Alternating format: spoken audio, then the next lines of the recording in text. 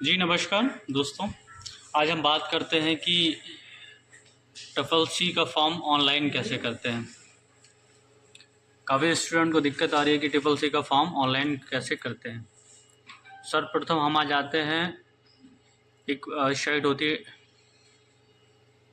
नेलिट करके,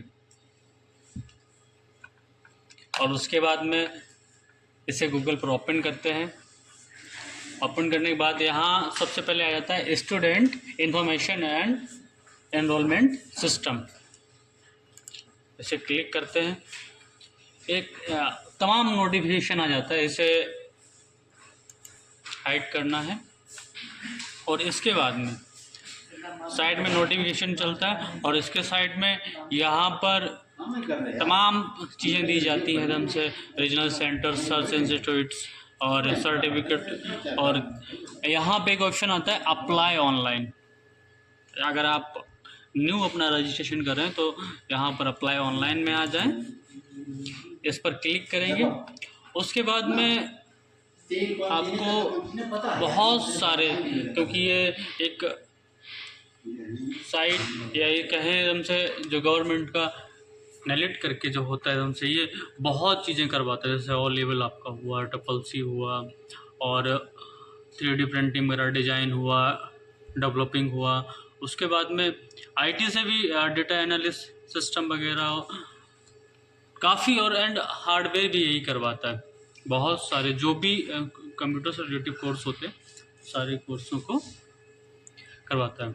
लेकिन हमें करना है कोर्स ऑन कंप्यूटर कॉन्सेप्ट, मतलब TOEFL-C का फॉर्म ऑनलाइन करना है। तो यहाँ पर आप देख सकते हैं कि IT लिटरेसी प्रोग्राम में आ जाएंगे। सबसे पहले ऊपर आता है बेसिक कंप्यूटर कोर्स, जिसे BCC बोलते हैं। उसके बाद नीचे आ जाता है कोर्स ऑन कंप्यूटर कॉन्सेप्ट, मतलब TOEFL-C। क्लिक करेंगे इस पर और यहाँ आ जाता है एकदम से घोषणा कि आपको तुम सबसे पहले ये क्लियर करता है। उसके बाद में आपको यहाँ पे आके एक एग्री का राइट टिक मारना होता है। उसके बाद में आया एग्री एंड प्रोसीड, कि मतलब मैं तैयार हूँ आगे प्रोसेस के लिए। उसके बाद में अब यहाँ पर आ गया आपका फॉर्म ओपन होकर, इसे ऑनलाइन कैसे करते हैं। सर्वप्रथम यहाँ पर आ जाते हैं। अगर कोई लड़की कर रही है तो यहाँ पर सुश्री का प्रयोग करेंगे, और अगर कोई वॉइस कर रहा है तो जाहिर सी बात है श्री का प्रयोग करेंगे। एंड अगर आप किन्नर समुदाय से आते हैं तो यहाँ, अगर आप अन्य समुदाय से आते हैं तो अदर्स का प्रयोग करके आप फॉर्म को फिल करेंगे। अभी हमें वॉइस का भरना है तो श्री नाम टाइप किया। उसके बाद में यहाँ पूछ रहा है हमसे कि आप अपने गार्जियन का नाम डालना चाहते हैं या पेरेंट्स का नाम डालना चाहते हैं। इनके पेरेंट्स हैं तो उनका नाम डालना चाहते हैं हम।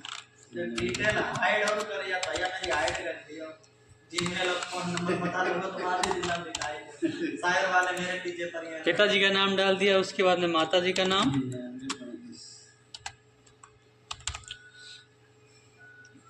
और डेट ऑफ बर्थ, जो भी आपकी डेट ऑफ बर्थ है यहाँ कैटेगरी सिलेक्ट करिएगा। और उसके बाद में ये आ गया व्यवसाय। व्यवसाय में अगर आप गवर्नमेंट एम्प्लॉय हैं तो डाल सकते हैं, सरकार की अगर अंडर टेकिंग में आते हैं तो डाल सकते हैं, सेल्फ एम्प्लॉय हैं तो डाल सकते हैं। बाकी अदर, अगर स्टूडेंट हैं तो अदर करके आप डालिएगा।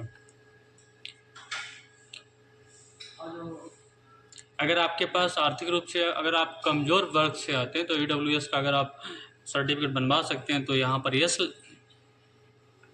टिक कर सकते हैं, वरना नो रहने दीजिए। यहाँ तक नो ही करते हैं। ऑन एंड स्टडी कोड यहाँ होता है, यहाँ तक लोगों के पास मोबाइल नंबर होता है तो मोबाइल नंबर, और उसके बाद में ईमेल, जो भी आपका ईमेल एड्रेस है आप डाल सकते हो। और फिर यहाँ आ जाता है एड्रेस डिटेल। यहाँ पर आप नाम, post, block, district and state. हम उत्तर प्रदेश से हैं तो जाहिर सी बात है उत्तर प्रदेश में जो भी आपका ज़िला हो आप अपने ज़िले का फॉर्म फिल करते हैं, पिन कोड भी डाल दीजिए।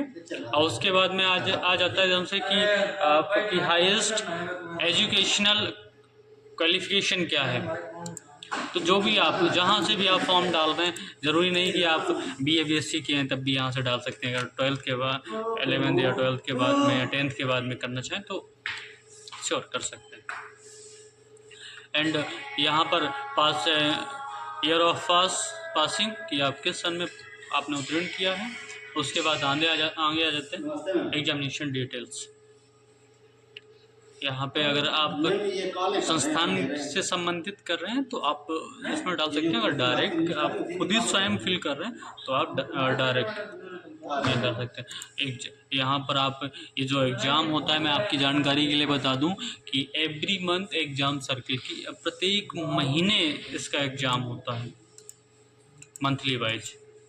अभी हम कर रहे हैं तो और इसकी लोग पूछते भी हैं कि बच्चे पूछते भी हैं कि सर फीस कितनी लगती है। तो मैं आपको तो 500 रुपये लगते हैं। पहले 350 था, अब 150 बढ़ा दिया गया है, तो अब 500 रुपये कर दिए गए हैं।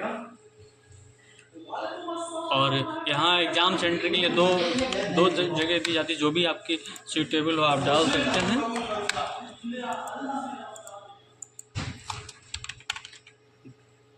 ये आपको अपने अकॉर्डिंग जो भी आपने अपना एग्जामिनेशन डिटेल्स फिल कर दिया। उसके बाद में अब यहाँ पहचान की सूचना कि आपका आधार कार्ड नंबर फोटो लगेगा। उसके बाद में आपका एक अपार आईडी करके होता है, वो लगती है। अगर नहीं है तो आप यहाँ क्लिक किया टू जनरेट अपार आईडी, आप यहाँ से न्यू अपनी आईडी रजिस्ट्रेशन भी कर सकते हैं। और नहीं तो अगर पुरानी है तो आप वही फिल कर दीजिए, नो इशू। अब इसके बाद आगे आते हैं फ़ोटो अपलोड, सिग्नेचर अपलोड और आपका थंब जिसे अंगूठा बोलते हैं, अंगूठा।